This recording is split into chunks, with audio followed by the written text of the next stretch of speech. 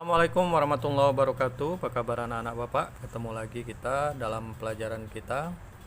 Hari ini kita akan lanjutkan pelajaran kita aneka ragam hayati ya, atau aneka ragam hayati. Kalau minggu kemarin kita belajar tentang aneka ragam nabati. Nah, pada hari ini kita akan lanjutkan pelajaran kita dengan aneka ragam hewani. Yuk kita mulai saja. Penghargaan orang Melayu kepada hewan itu tertuang dalam sapaan, misalnya datuk, kemudian seni ukir dan sastra. Adapun hewan yang menjadi pelengkap kehidupan di alam Riau adalah sebagai berikut. Nomor 1, serindit. Serindit ini adalah jenis burung kecil berparuh bengkok. Bulunya berwarna hijau cerah dengan bercak warna tambahan di leher dan dada. Kicaunya merdu dan saling bersahutan. Kepala burung serindit menjadi acuan bentuk dan ukiran kepala keris Melayu Riau yang berukuran kecil. Nomor 2, elang. Elang, dia adalah hewan yang mempunyai penglihatan tajam, berparuh bengkok, dan cakar yang kuat untuk mencengkram mangsanya. Patung elang dijadikan hiasan di Istana Siak. Dalam peribahasa Melayu, ada dikatakan bahwa bagai elang menyongsong angin.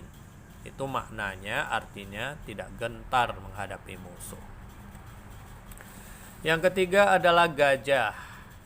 Gajah adalah hewan terbesar di daratan. Dia mempunyai disiplin yang tinggi. Secara teratur, gajah menempuh perjalanan pada waktu dan tempat yang sama. Gajah banyak disebutkan dalam peribahasa Melayu. Ketika bersua gajah, orang Melayu akan menyapa dengan datuk atau dengan panggilan datuk. Tujuannya untuk apa?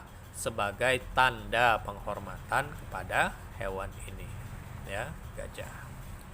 Yang keempat, harimau. Ya.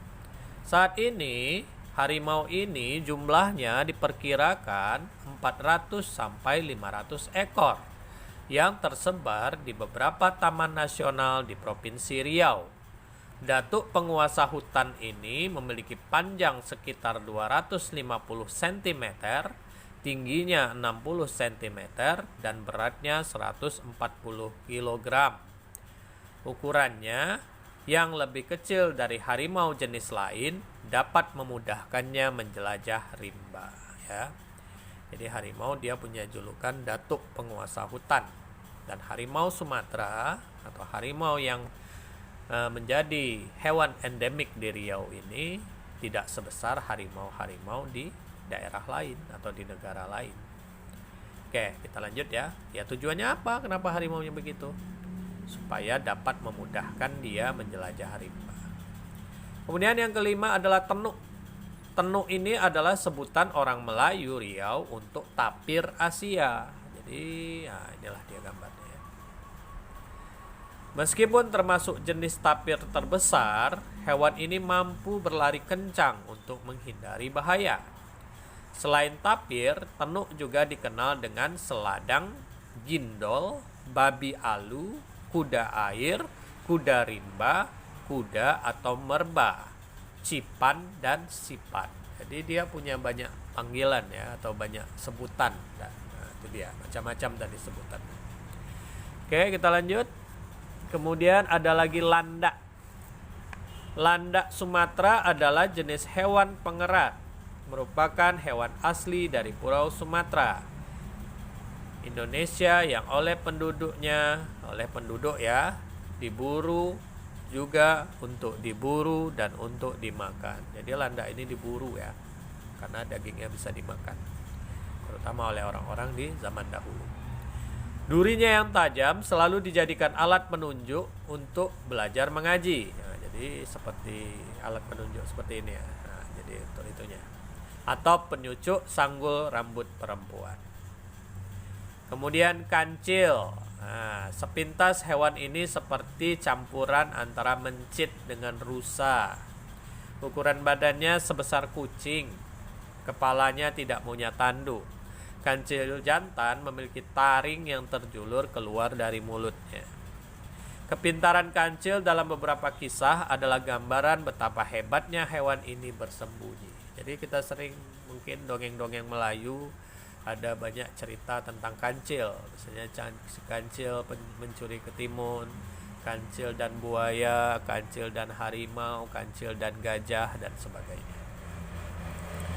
Nah, kenapa kancil juga diasosiasikan atau dianggap sebagai hewan cerdas? Karena ini tadi, mungkin karena orang-orang zaman dahulu melihat kancil ini begitu lihai dalam bersembunyi, ya, hingga susah ditemukan. Nah, jadi seolah-olah kelihayannya itu menggambarkan kancil adalah sosok yang cerdas. Oke, berikutnya ada napuh. Napuh disebut juga pelandu. Bentuknya mirip dengan kancil, namun badannya lebih besar, hampir mendekati kambing. Terdapat corak belang-belang putih di samping kiri kanannya. Ini dia napuh ya. Jadi dia mirip kancil, cuman bedanya ukurannya lebih besar, hampir sebesar kambing. Ya, kalau sementara kancil sendiri ukurannya cuma sebesar kucing. Napuh atau pelandu ini menjadi bagian dari kisah berdirinya kerajaan Melaka. Kemudian ada lagi terubu. Ikan ini hidup selama kurang dari 2 tahun atau 18 bulan. Pada tahun pertama dia hidup sebagai jantan atau disebut ikan pias. Nah, pada tahun kedua kehidupannya dia berganti kelamin atau dia berubah menjadi betina. Nah, yang betina ini disebut ikan terubu. Jadi terubu ini bisa berganti-ganti ya, bisa jadi jantan, bisa jadi betina dalam masa hidupnya yang cuman 2 tahun lebih kurang atau 18 bulan. Terubu berukuran panjang sekitar 1,5 meter dan hampir sepertiga tubuhnya berisi telur. Ikan ini akan merambah sekitar muara Sungai Siak pada waktu tertentu. Kota Terubu itu adalah julukan bagi kota Bengkalis. Ya, karena banyak terubunya di situ berarti ya. Oke, kita lanjutkan. Judulnya Induk Pencarian. Hutan dan rimba adalah tempat orang Melayu daratan mengais rezeki, menjerat hewan tertentu untuk dimakan, mencari rotan, hingga menyuluh sialang. Selama menjelajah hutan rimba ini, banyak hal yang ditemukan atau banyak hal yang ditemui. Salah satu di antaranya adalah induk pencarian. Ada kalanya orang Melayu berjumpa dengan hewan yang sedang bertempur atau sedang bertarung dengan hewan sejenisnya.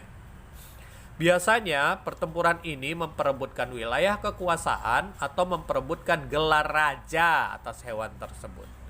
Misalnya raja ular, misalnya ada ular 2 bertarung ya. Dia memperebutkan wilayah atau memperebutkan gelar raja bagi hewan tersebut. Atau raja biawak, kami pernah lihat biawak bertarung ya. Atau raja musang. Nah, itulah dan seterusnya. Setelah selesai bertempur, kedua hewan ini akan sangat kelelahan. Kemudian benda-benda tertentu yang ada di dalam perut hewan itu atau perut salah satu hewan itu akan keluar. Seperti batu geliga atau emas. Nah, batu geliga dan emas dari raja-raja hewan ini sangat berharga dan sangat berkhasiat untuk mengobat berbagai macam penyakit dan keracunan. Selain itu, benda-benda ini memiliki harga yang sangat tinggi. Yang paling murah sekitar 1 miliar rupiah untuk masa sekarang ini. Oleh sebab itu, orang Melayu menyebut batu geliga dan emas raja hewan ini dengan istilah induk pencarian. Karena harganya yang mampu menjamin kehidupan kita selama puluhan tahun. Ya, jadi harganya sangat mahal karena dia langka, ya. Jadi ketika ada 2 hewan bertarung, misalnya ular bertarung dengan ular untuk memperebutkan wilayah atau memperebutkan gelar raja tadi, ketika salah keduanya sudah lemas, mungkin salah satunya kadang-kadang atau jarang sekali ya, sekali-sekali akan memuntahkan sesuatu dari perutnya. Dan itulah yang disebut dengan geliga ya, batu geliga. Dan batu geliga inilah yang disebut dengan istilah induk pencarian. Karena dia mahal. Kenapa dia mahal? Karena tadi, pertama dia langka, susah didapat, dan kedua khasiatnya banyak, bisa mengobati penyakit dan mengobati keracunan. Oke. Adapun hewan yang sering ditemui memiliki batu geliga ini, ya, antara lain adalah ular, buaya, biawak, landak, angi, Angi ini adalah sejenis landak kecil dan harimau. Sedangkan emas biasa didapat dari babi dan penyu. Oke, sampai di sini saja pelajaran kita tentang aneka ragam hewani. Nanti tugasnya tolong kamu buat ringkasan berdasarkan video yang Bapak share ini, dan kemudian ada latihan 5 soal. Nanti kamu tulis di buku tulismu. Ya, nanti akan Bapak fotokan latihannya dan akan Bapak kirimkan ke grup WA masing-masing. Oke, sampai di sini saja. Mohon maaf kalau ada kekurangan. Assalamualaikum warahmatullahi wabarakatuh.